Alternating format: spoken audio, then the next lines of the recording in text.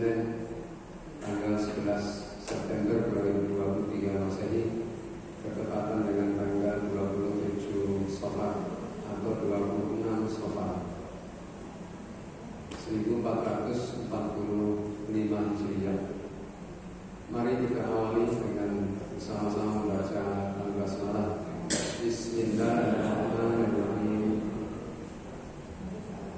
Saya akan mengajak Bapak Ibu untuk membaca beberapa ayat di dalam surah Asy-Syams juz 30 surah 91,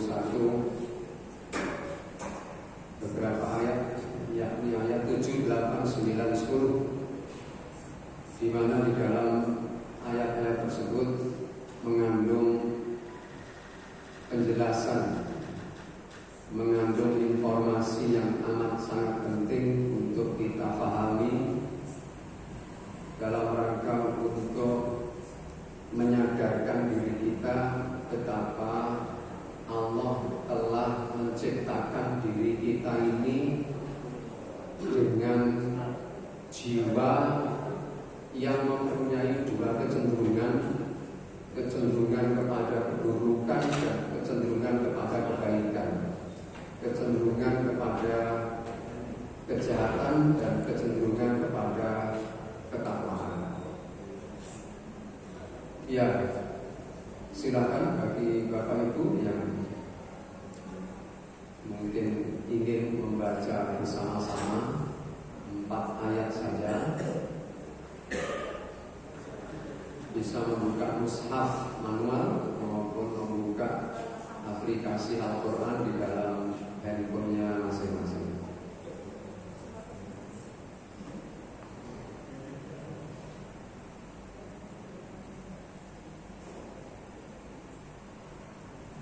Ya, kita akan baca mulai dari ayat 7, kemudian 8, 9, 10, 4 ayat. Meski sebenarnya jika kita baca semuanya juga tidak panjang sebenarnya, hanya setengah halaman atau 15 ayat. Ayatnya pun pendek-pendek. Namun tidak mengapa, kita baca 4 ayat saja. Ya. A'udzu billahi minasy syaithanir rajim. A'udzu billahi minasy syaithanir rajim. Wa nafsin wa ma sawwaha. Wa nafsin wa ma sawwaha. Fa'alhamaha fujuraha wa taqwaha. Fa'alhamaha fujuraha wa taqwaha. Qad aflaha man zakkaha. Qad aflaha man zakkaha. Wa qad khaba man dassaha. Wa qad khaba man dassaha. Yang artinya adalah demi jiwa serta penyempurnaan ciptaannya, sungguh maka dia mengilhamkan kepadanya jalan kejahatan dan ketakwaannya. Sungguh beruntung orang yang mensucikannya, dan sungguh rugi orang yang mengotorinya. Ya, yang pertama yang Allah tegaskan di sini adalah dan demi jiwa serta penyempurnaannya, penyempurnaan ciptaannya. Demi Allah bersumpah. Sumpah Allah itu bertujuan di samping untuk meyakinkan mitra bicaranya, juga bertujuan agar mitra bicaranya melakukan penelitian terhadap objek sumpahnya itu yang disebutkan oleh Allah ya. Demi jiwa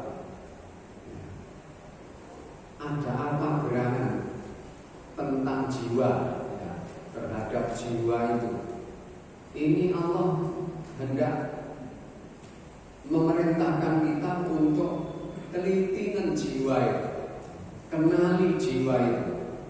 Niscaya kamu akan menjumpai banyak manfaat. Dan jika kamu mendapati banyak manfaat dan kamu manfaatkan manfaat yang kamu jumpai di dalam apa yang telah kamu pelajari dari jiwa itu, kamu tentu akan memperoleh banyak keuntungan. Ya. Sesungguhnya ayat yang sebelum-sebelumnya juga itu sumpah Allah semuanya. Ya, mulai dari yang pertama, wasyamsi wa duhaha, ya, demi matahari dan sinarnya pada pagi hari, wal qamari idza talaha, dan demi bulan yang mengikutinya, mengiringi matahari, wan nahari idza jallaha, dan demi siang apabila menampakkannya, wal laili idza yaghshaha, dan demi malam apabila menutupinya, wassamai wa ma banaha, dan demi langit serta pembinaannya, pembangunannya, wal ardi wa ma tahaha, dan demi bumi yang kita tempati ini serta penghamparannya. Lalu sampai pada ayat yang tadi kita baca itu, wa nafsin wa ma sawwaha. Allah itu kalau bersumpah memang tujuannya itu untuk meyakinkan mitra bicara satu, yang kedua untuk agar mitra bicaranya melakukan penelitian terhadap objek-objek yang disebutkan itu. Ini menunjukkan bahwa objek-objek yang disebutkan itu sesuatu yang amat penting, sehingga pelajarilah, telitilah ada apa dengan matahari, dengan bulan, dengan waktu siang, dengan waktu malam, dengan langit, dengan bumi, dengan jiwa. Pelajari, kamu akan mendapatkan ilmu yang bermanfaat di situ. Dan jika kamu manfaatkan ilmu itu yang berkaitan dengan semua hal-hal yang aku sebut tadi, niscaya kamu akan memperoleh keuntungan yang banyak. Kira-kira begitu. Ya. Ini bedanya dengan sumpahnya manusia. Kalau sumpahnya manusia itu baru sumpah yang sah diterima sebagai sumpah apabila sumpahnya itu dengan menyebut nama Allah. Selain nama Allah yang disebut tidak sah sumpahnya. Ya. Demi langit dan bumi tidak sah sumpahnya. Yang sah itu adalah demi Allah dengan lafaz kalau bahasa Arabnya wallahi, tallahi, lillahi, atau warabbi, demi Tuhanku. Itu sumpah yang sah dan diterima sebagai sumpah. Ditambahi pun tidak boleh, ya, tidak sah sebagai suatu sumpah. Demi Allah dan Rasulullah tidak boleh. Demi Allah dan Al-Quran, atau demi Allah dan Rasulullah dan Al-Quran. Demi Allah, Rasulullah, Al-Quran, langit dan bumi, tidak boleh. Sumpah itu hanya demi Allah. Fungsi dan tujuannya untuk meyakinkan mitra bicaranya agar mempercayai persaksiannya, pernyataannya. Maka cukup dengan demi Allah. Atau boleh kalau mau ditambahin demi Allah Tuhan pemelihara alam semesta. Misalnya, kalau seperti itu boleh tambahan seperti itu yang mensifati Allah. Tapi kalau demi Allah dan Rasulullah dan Al-Quran, jadi tidak sah. Apalagi kalau sumpahnya demi cintaku padamu. Cintaku padaku, itu cintaku padamu. Ya, apa Apalagi sumpah seperti itu sumpah gombal. Sumpahnya orang yang gombal. Ya, itu bedanya sumpah Tuhan, ya sumpah Allah dengan sumpah manusia. Allah bersumpah dengan berbagai makhluk tadi itu agar manusia ini melakukan penelitian terhadap makhluk-makhluk yang disebutkan sebagai objek sumpahnya tadi. Lalu di ayat 7 ini tadi sudah mengandung berita penting, yaitu wa nafsin wa ma sawaha, dan demi jiwa serta penyempurnaan penciptaannya. Allah telah menyempurnakan jiwa kita, jiwa manusia. Masing-masing kita, masing-masing manusia itu mempunyai jiwa. Selama dia masih hidup, dia mempunyai jiwa. Kecuali kalau sudah mati, hilang, jiwanya juga hilang. Allah telah menyempurnakan jiwanya. Dengan cara apa Allah menyempurnakan jiwanya? Maka di ayat yang ke-8 itu fa'alhamaha fujuraha. Ya. Fa'alhamaha fujuraha wa taqwaha. Fa'alhamaha, fa itu artinya lalu. Jadi selang tidak lama setelah menciptakan jiwa dan menyempurnakannya, lalu kalau ayat-ayat sebelumnya tadi kan tidak menggunakan fa, huruf fa. Yang ini menggunakan fa. Yang sebelumnya menggunakan wa. Wasyamsi wal qamari wan nahari wal laili was samai wal ardi wa nafsin. Yang ini fa. Fa'alhamaha ini menunjukkan kaitannya dengan ayat sebelumnya. Ya, fa'alhamaha. Lalu setelah Allah menciptakan jiwa dan menyempurnakan, dengan cara apa Allah sempurnakan? Alhamaha fujuraha wa taqwaha. Maka Allah mengilhamkan kepada jiwa itu kecenderungan, kemampuan, jalan untuk menempuh kejahatan, juga jalan untuk menempuh kepada ketakwaan. Artinya apa ini? Ternyata jiwa kita itu sudah dilengkapi dengan kecenderungan kepada yang jelek dan kepada yang baik. Setiap kita mempunyai kecenderungan itu. Jadi Bapak Ibu jangan pernah ngaku-ngaku aku randuwe ini sifat elek, randuwe ngapusin. Ya. Kalau ada yang mengaku begitu, maka kita harus bertanya, ini kok ngomong-ngomong udah duduk menungso. Karena sifat itu melekat sebagai seorang manusia, tidak bisa dihilangi itu. Ya. Sekuat apapun Bapak Ibu menghilangkan sifat itu, tidak akan bisa. Dia akan hilang dengan sendirinya kalau orang itu mati. Kalau mati ya berarti jiwanya sudah ada. Ya, itu orang mati sudah tidak punya lagi sifat buruk, sudah tidak punya. Ya, sifat buruk itu kecenderungan kepada kejahatan itu apa saja? Ya banyak sekali ya. Pokoknya sifat-sifat buruk yang kita miliki, yang ada yang sudah kita kenali. Kenapa contohnya? Ya, sifat-sifat kejahatan, iri, dengki, sombong, kikir, ya, termasuk boros juga. Boros itu, pelupa, apa lagi? Bohong, ya, bohong dan lain sebagainya. Itu sifat-sifat buruk. Ya. Jadi itu tetap ada. Panjenengan mau menghilangkan dengan cara apapun, tidak akan bisa.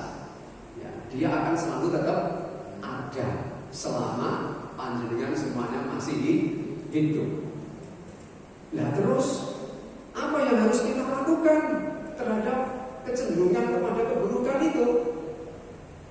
Tidak usah resah, tidak usah terlalu jadi beban berat, karena sebenarnya Allah telah memberikan jalan penyelesaian terhadap sifat-sifat buruk itu dan perkara-perkara yang membahayakan dari sifat-sifat buruk itu. Ya, jadi kita tidak perlu untuk menghilangkan sifat buruk itu, karena kalau kita hilangkan berarti manusianya juga mesti harus hilang. Jangan dihilangkan. Aku randu ini rasa iri dengki blas ngapusi. Pasti punya kita. Semua kita punya sifat iri dengki ada. Bibit itu pasti ada. Karena itu sifat manusia. Beda kalau malaikat tidak punya iri dengki, tidak punya. Dia punyanya kebaikan. Dia punyanya ketakwaan saja. Ya, makanya posisinya dia mulia. Tetapi sungguhnya tidak bisa lebih mulia daripada manusia. Mengapa tidak bisa lebih mulia dari manusia? Manusia itu mempunyai dua kemampuan. Kalau dia bisa mempertahankan diri pada yang satu, yaitu kepada ketakwaannya saja, dan dia mencegah dirinya dari melakukan kejahatan, ini yang menyebabkan dia itu lebih mulia daripada malaikat. Lawang isone nggur melakukan kebaikan tok, ya. Dia memang tidak bisa melakukan yang buruk, lalu dia melakukan kebaikan itu tok. Apa yang istimewa? Tidak ada. Kalau memang isone kuwi, ya. Malaikat itu isone taat, takwa, yang bisa durhaka. Karena Allah menciptakan dia, malaikat itu ya bisa itu, tidak ada yang istimewa. Tapi kita bisa jahat, bisa takwa. Tapi kalau kita bisa mencegah diri kita dari kedurhakaan, dari kejahatan, tapi bisa tetap pada ketakwaan, nah itu baru namanya istimewa. Orang yang soleh hidup di tengah-tengah orang-orang yang soleh, itu biasa, tidak ada istimewa. Orang yang soleh, ya, yang bertahan pada kesalehannya di tengah-tengah masyarakat yang tidak soleh, nah itu baru luar biasa, istimewa. Tapi jangan coba-coba, jajal awak aku urip neng, tapi sudah tutup. Iya, sudah ada. Ya, aku tak jajal awak neng gimana misalnya? Oh iso katut tenang. Setan itu bisanya hanya durhaka. Ya, jadi jangan berharap aku tak dakwah oleh setan-setan yang setannya masuk Islam. Jangan coba-coba. Setan itu bisanya hanya durhaka, hanya kejahatan dia bisa lakukan. Ya, boro-boro bisa masuk Islam. Sing ngajak malah itu dari setan. Baik, jadi Bapak Ibu, itu sifat manusia. Apa yang kita kenal dengan itu manusiawi itu. Wong iri manusiawi, tetapi jangan dibiarkan liar. Dia tetap silahkan, tetap ada pada diri kita, tapi jangan ditumbuh kembangkan pada diri kita. Makanya Rasulullah SAW sesuai dengan hadis yang diriwayatkan oleh Imam At-Tabrani yang bersumber dari sahabat Rasul Abdullah bin Abbas radhiyallahu anhu yang mengatakan bahwa Rasulullah SAW bila bacaannya sampai pada ayat ini, yaitu wa nafsin wa ma sawwaha fa alhamaha fujuraha wa taqwaha, yang artinya adalah dan demi jiwa serta penyempurnaan ciptaannya, maka Allah mengilhamkan kepada jiwa itu jalan kefasikan dan ketakwaannya. Maka beliau SAW menghentikan bacaannya lalu berdoa. Apa doanya? Allahumma ati nafsi taqwaha anta waliyuha wa maulaha wa khairu man zakkaha. Yang artinya, ya Allah berikan jiwaku ketakwaannya, engkau adalah yang memiliki dan yang menguasainya, dan engkau adalah sebaik-baik yang mensucikannya. Ini, jadi di samping upaya kita jangan ditumbuh kembangkan sifat-sifat buruk yang ada pada diri kita, maka kita berdoa seperti ini. Allahumma ati nafsi taqwaha anta waliyuha wa maulaha wa khairu man zakkaha. Benar-benar sakit napane pendek ini pendek. Jadi panjenengan berusaha ngapalin sekali, 2 kali, 3 kali, ngoten paling mungkin bare wah dibare ndek mau masaku kaya dawa. Karena belum mencoba. Allahumma ati nafsi taqwaha anta waliyuha wa maulaha wa khairu man zakkaha. Jadi kita berusaha untuk sebenarnya sifat-sifat buruk itu mengapa kok Allah lekatkan pada diri kita? Padahal kan banyak mendatangkan madharat. Oh, jangan mengatakan begitu.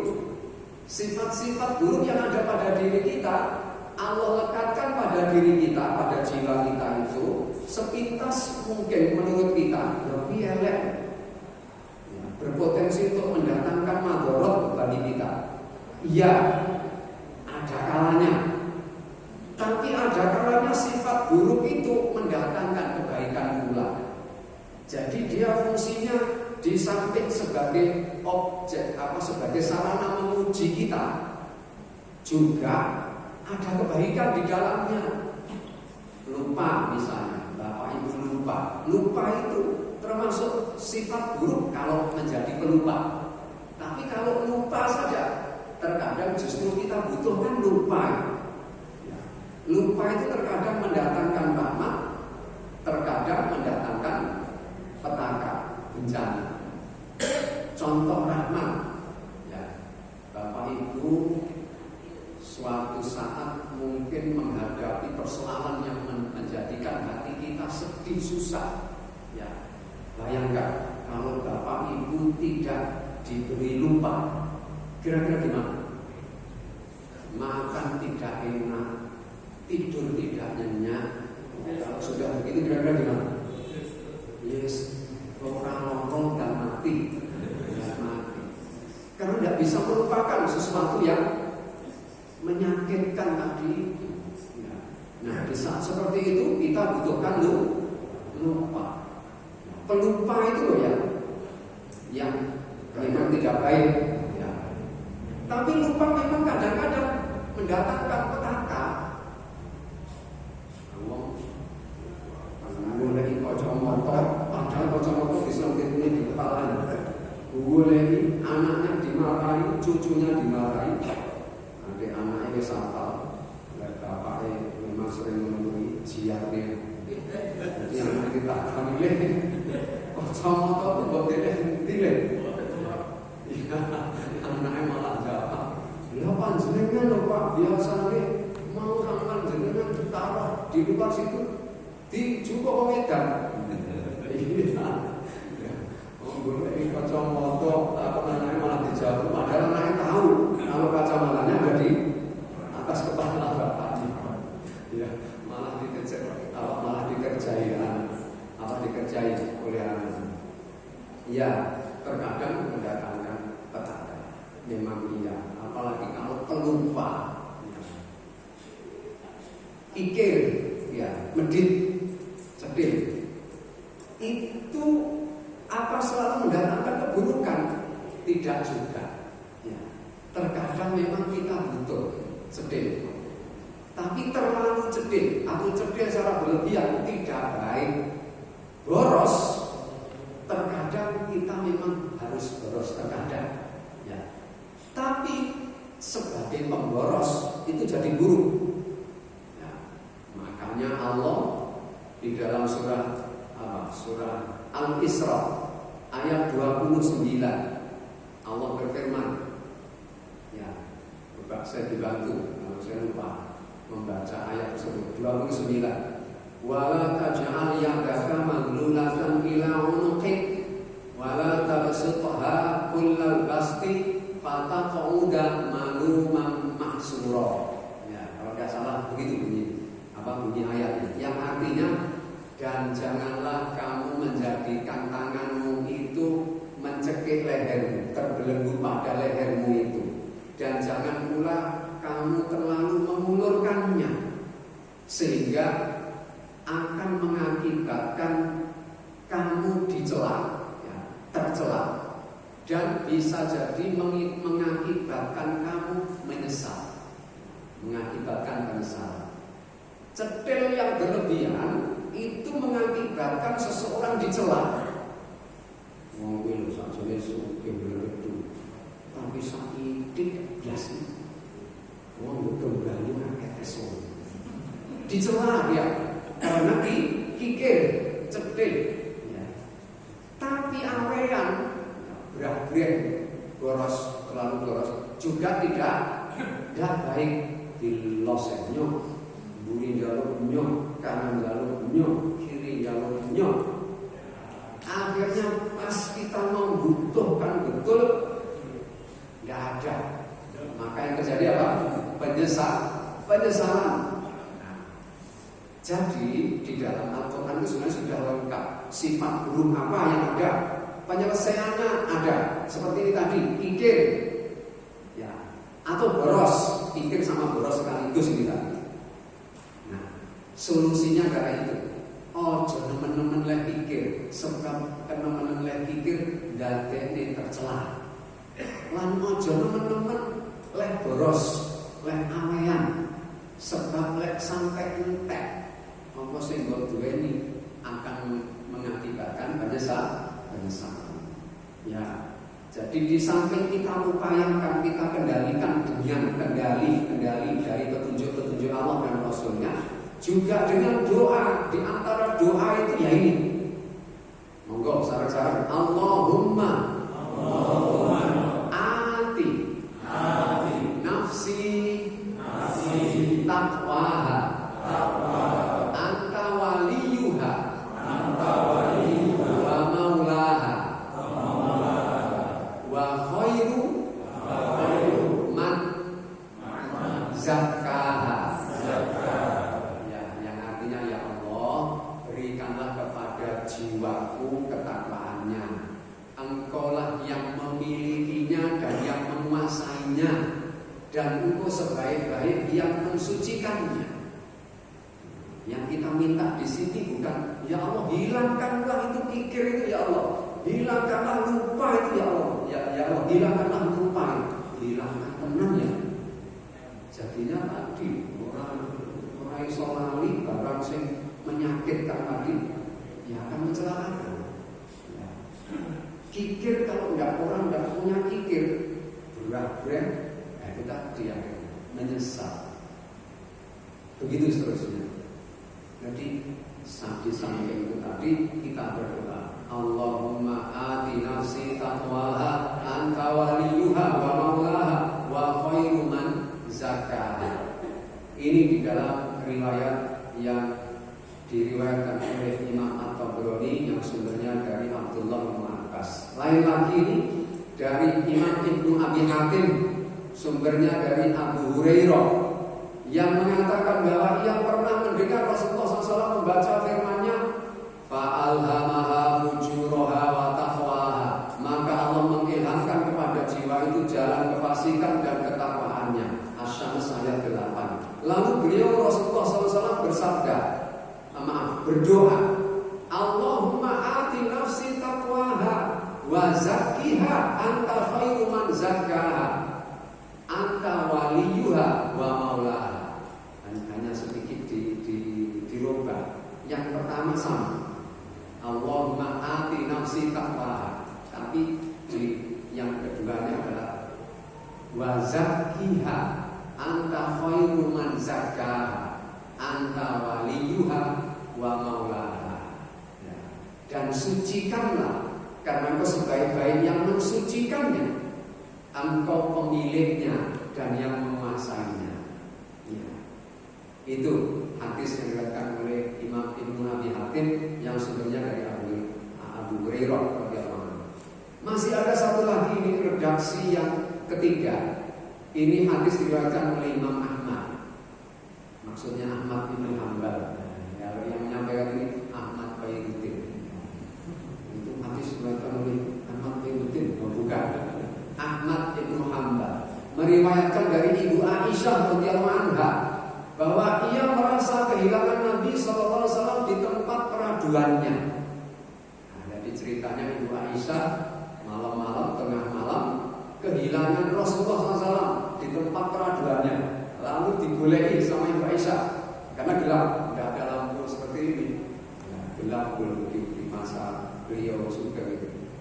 Itu bedanya Ibu Aisyah dengan kebanyakan ibu-ibu sekarang. Ibu-ibu sekarang ditinggal bojone serang golek.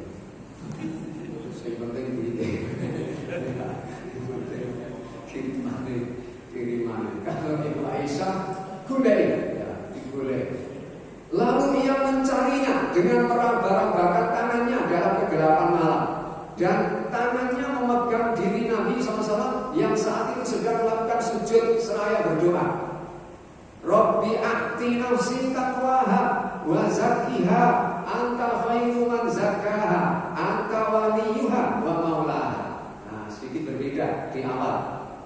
Kalau tadi diawalkan Allahumma a'ti nafsi taqwaha. Yang ini Rabbi, ya Tuhan, ya Tuhanku. Kalau tadi ya Allah, nah ini ya Tuhanku, a'ti, berikan.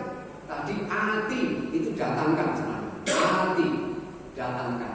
Kalau ini a'ti, ya, pakai ain, a'ti, pakai po, a'ti.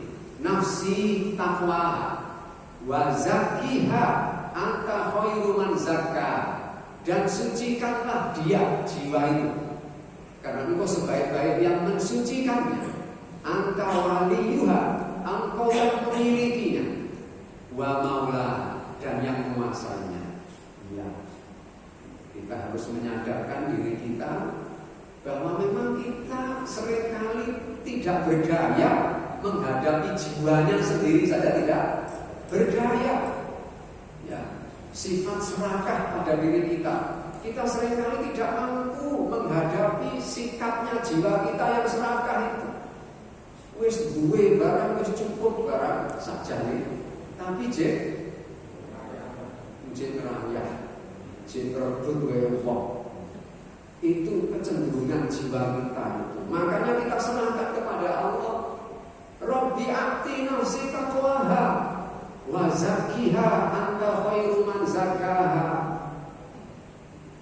anta waliyuha wa maulaha. Ya, hadis ini diriwayatkan oleh Imam Ahmad, sumbernya dari Ibu Aisyah radhiyallahu anha. Ini redaksi yang ketiga. Ini masih ada lagi redaksi yang keempat. Ya, yang ini cukup agak panjang, tapi jangan khawatir. Bapak Ibu nanti saya kirimkan, alias saya sharing. Ya, di share apa di share? Di share. Bukan di sharing. Di sharing itu dunia ini. Imam Ahmad meriwayatkan dari Zaid ibnu Al-Arqam yang mengatakan bahwa Rasulullah SAW acap kali mengucapkan doa berikut. Kalau yang tadi, yang terakhir, yang tadi itu Rabbi a'ti nafsi taqwaha, ini dibaca oleh Rasulullah ketika sujud dalam sholat sunnah. Jadi Bapak Ibu bisa mempraktekkan ini, ya, menerapkan ini dalam sujud, tapi sujud sholat sunnah, ya, ditambahi. Jadi selain doa sujud itu subhana rabbiyal a'la, subhana rabbiyal a'la, boleh kemudian Rabbi a'ti nafsi taqwaha wa zakkiha anta khairu man zakkaha anta waliyuha wa maulaha. Ya, sebagaimana dilakukan oleh Rasul ketika dicari oleh Aisyah. Tapi yang ini, yang terakhir ini bisa dibaca kapan saja. Hadis diriwayatkan oleh Imam Ahmad, juga Imam Muslim. Hadis ini sahih. Sumbernya dari Zaid ibnu Arqam. Ya, begini. Yang mengatakan bahwa Rasulullah SAW acap kali mengucapkan doa berikut. Allahumma inni a'udzubika minal ajzi wal kasali wal harami. Terusnya apa itu? Wal jubni wal bukhli wa adabil qabr. Allahumma a'ti nafsi taqwaha wa zakkiha anta khairu man zakkaha anta waliyuha wa maulaha. Allahumma inni a'udzubika min qalbin la yakhsha wa min nafsin la tashbah wa ilmin la yanfa wa da'watin la yustajab laha. Ya. Kok doang Pak sendiri. Ya, pelan-pelan. Nah, nanti yang pendek dulu yang dihafalkan. Lalu nanti yang baru yang panjang. Allahumma inni a'udzubika minal ajzi. Apa artinya al-ajzi? Kelemahan. Ini tadi kalau dibaca semuanya, ya Allah, sesungguhnya aku berlindung kepadamu dari kelemahan, kemalasan, kepikunan, sifat pengecut, sifat pikir, dan adab kubur. Ya Allah, berikanlah kepada jiwaku ketakwaannya, dan sucikanlah ia, Engkau adalah sebaik-baik yang mensucikannya. Yang terakhir, mohon perlindungan juga. Engkau adalah pemilik dan yang menguasai. Ya Allah, sesungguhnya aku berlindung kepada Engkau dari hati yang tidak khusyuk, dari jiwa yang tidak pernah kenyang, tidak pernah puas, dari ilmu yang tidak bermanfaat, dan dari doa yang tidak diperkenankan, yang tidak diijabahi. Yang pertama, mohon perlindungan kepada Allah dari 6 perkara: lemah, malas, kepikunan, pikun, kemudian pengecut, kikir, lalu ada kubur. Ya, 6. Lalu minta ini tadi ketetapan kepada ketakwaan. Lalu mohon perlindungan lagi kepada Allah dari 4 perkara lagi. Ya, yang pertama 6, yang terakhir tadi 4, jadi 10. Mohon perlindungan kepada Allah. 4 perkara itu adalah: 1. Hati yang tidak khusyuk. 2. Jiwa yang tidak pernah kenyang, tidak pernah puas. Yang tadi itu wis sajane wis cukup barang sih nerahnya. Kemudian dari ilmu yang tidak manfaat, dan dari doa yang tidak diijabahi. Ya. Ini yang bisa kita kaji pada malam hari ini. Jangan khawatir, sekali lagi nanti saya kirimkan.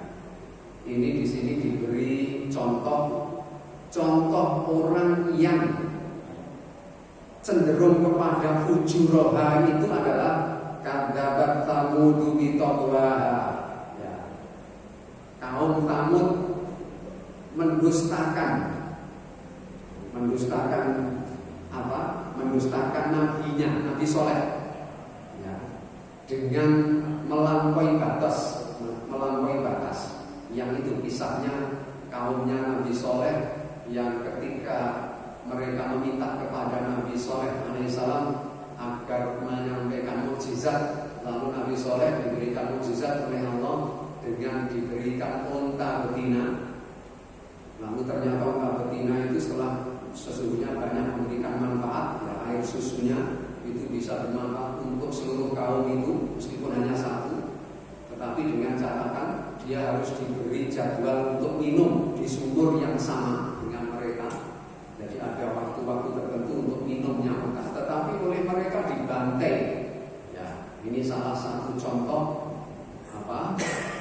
kecenderungan manusia kepada kejahatan yang dibiarkan, ya, dibiarkan liar. Jangan sampai kita mencontoh kaum-kaum terdahulu yang akhirnya mengalami nasib yang amat sangat buruk. Baik, Bapak Ibu yang saya hormati, sekali lagi ini yang dapat kita kaji pada malam hari ini. Mudah-mudahan kita memperoleh banyak pelajaran dan petunjuk untuk bisa kita terapkan dalam kehidupan kita sehari-hari. Jangan lupa nanti kalau ini sudah di-share, dibaca, kalau sudah diketahui dalil-dalilnya sahih, jangan sungkan-sungkan, jangan segan-segan untuk mengamalkannya. Saya kira sangat manfaat bagi kita ini. Karena penting tadi kesadaran diri kita bahwa ternyata nafsi dengan bahasa Indonesia ya nafsu, hawa nafsu, nafsi, wa nafsin, wa nafsin wa ma sawwa. Jiwa kita itu mempunyai kecenderungan pada kejahatan yang luar biasa. Jadi harus kita serahkan kepada Allah di sana kita berupaya maksimal. Mohon maaf atas segala kekurangan dan kesalahan, dan mohon maaf pula sebagaimana biasa saya tidak bisa turut sholat berjamaah di As-Sakinah. Saya tak meluncur ke asal jadi sekali lagi mohon maaf. Kita tutup dengan subhanakallahumma wa bihamdik asyhadu an la ilaha illa anta astaghfiruka wa atubu ilaik. Walhamdulillahi rabbil alamin. Wassalamualaikum